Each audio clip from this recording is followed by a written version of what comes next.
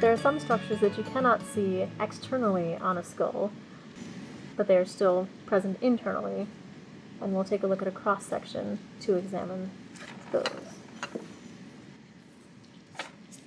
So in this cat skull, which has been divided sagittally, you can see the huge amount of turbinate bone, which is again that lacy structure that you can see if you look up into the nares.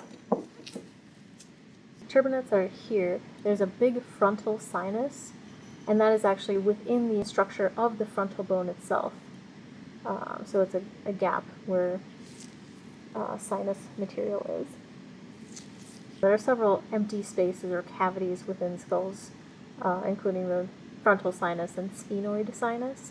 Sphenoid sinus is kind of down on the bottom of the skull, near the skull floor. And as you follow that back, you can see the sphenoid sinus is just anterior to this little divot that looks like a saddle. It's called the sella turcica, or Turkish saddle, because it kind of has the form of an old-fashioned saddle. And within that cavity, that's where the pituitary of the gland of the brain rests. This is supported by this whole little structure. The brain itself is sitting within the cerebral fossa and the cerebellar fossa. So the cerebrum of the brain and cerebellum of the brain. Fossa is just kind of a depression or a cavity.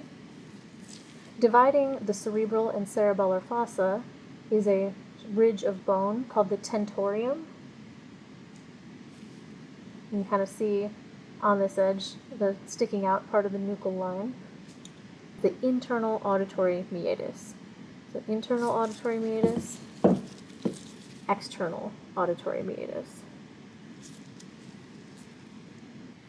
At the front of the cerebral fossa, you can see a small plate here, which if you angle it, there's a bunch of holes in that plate right here. That is the Cribriform plate, which is part of the ethmoid, the internal structure in the front of the skull. An easier way to see that Cribriform plate is if you turn your skull and look through the foramen magnum. And you see that archway filled with holes. That structure itself is the Cribriform plate. Again, part of that embedded ethmoid. This skull is unique in that it does express a little piece of that ethmoid bone. You can see a smaller round suture surrounded structure here. That's part of the ethmoid, which is normally embedded here. Sometimes it expresses to the surface of the medial surface of the orbit. So again, Cribriform plate in the ethmoid. All right, thanks for listening, and hope to talk with you soon.